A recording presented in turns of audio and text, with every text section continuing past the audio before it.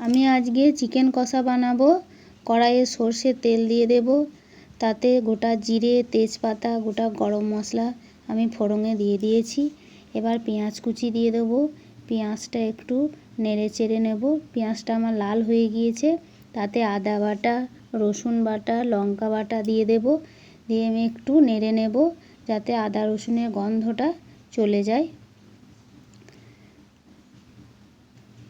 এবার তাতে হলুদ গুঁড়ো, লঙ্কা গুঁড়ো, জিরে গুঁড়ো, ধনে গুঁড়ো দিয়ে মশলাটা আমি ভালো করে ভেজে নেব।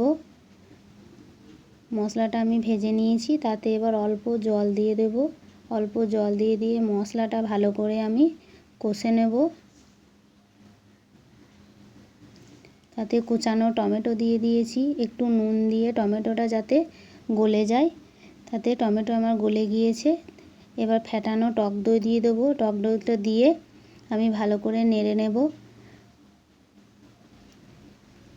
আমার মশলায় তেল ছেড়ে গিয়েছে, তাতে আমি এবার চিকেনটা দিয়ে দেবো। আমি পরিষ্কার করে ধুয়ে রেখে দিয়েছিলাম চিকেনটা দিয়ে আমি একটু নেড়ে নেব।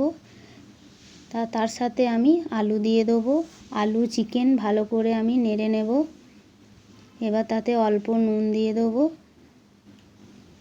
এবার ভালো করে আমি নেড়ে চেড়ে নিয়ে ভালো করে কষতে দেবো। আমার চিকেনের তেল বেরিয়ে গিয়েছে মশলা থেকে।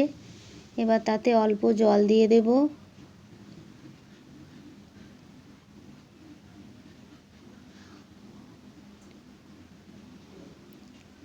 একটু ফুটতে দিয়েছি, ফুটে গেছে। এবার উপর থেকে গরম মশলা দিয়ে একটু নেড়ে চেড়ে নেব। তাহলেই আমার চিকেন কষা একদম হয়ে গিয়েছে।